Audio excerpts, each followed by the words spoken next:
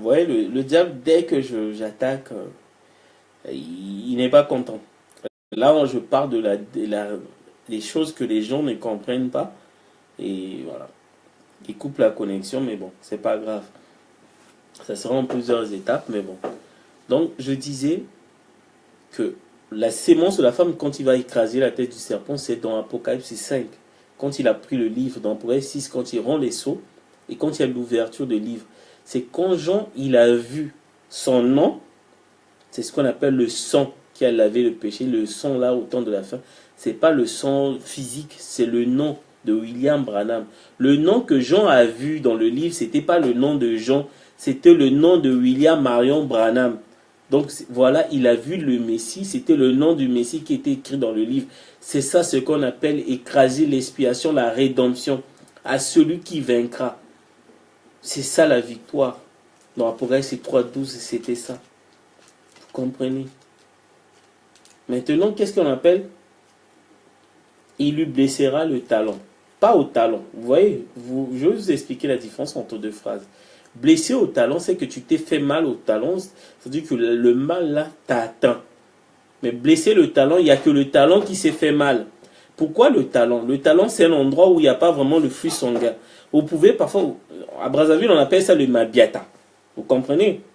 Parfois, quelqu'un peut avoir le mabiata, mais il n'y a pas le sang qui coule. Donc, si le serpent te blesse au talon, le venin là ne peut pas rentrer. Tu vas juste sentir la douleur au talon, mais le venin là ne peut pas rentrer en toi. Vous voyez?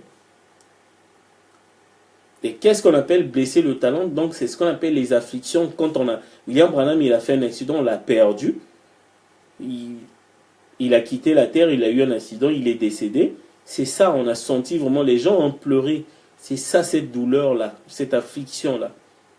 Mais par contre, contrairement à Jésus sur la croix, Jésus, le serpent, l'a bien eu. Il a fait mordre correctement. Il a fait circuler le venin dans son sang. Il est devenu péché parce que le serpent l'a mordu. Donc, le talon, c'est un endroit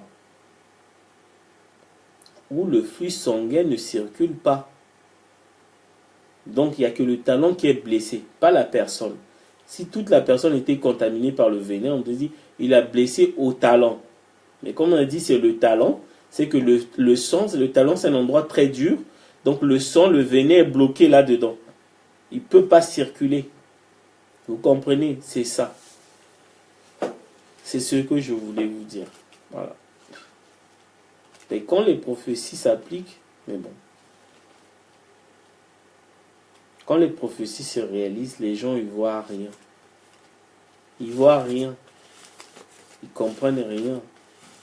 Ils lisent la Bible, mais quand la prophétie, bon, c'est tout ce que je voulais dire. Que William Branham vous bénisse. Lisez la Bible. Lisez la Bible. L'Armageddon continue. Hein. Vous voyez la guerre qui est sur Internet, sur Facebook. C'est la guerre.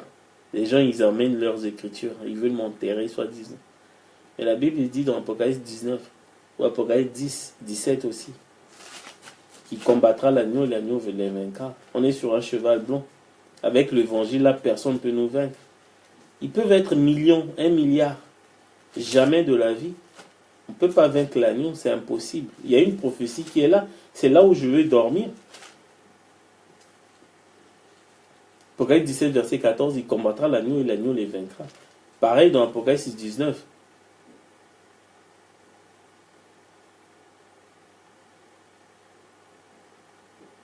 La prophétie est là. On ne peut pas. La prophétie est là. Face à la prophétie, personne, on ne peut pas résister. Voilà. Que Dieu vous bénisse. Lisez la Bible. Lisez la Bible. Cette terre-là va être détruite. Croyez-moi. Vous allez me donner. Le jour où les gens vont se rendre compte, ce sera trop tard. Il faut se faire baptiser. Que Dieu vous bénisse encore.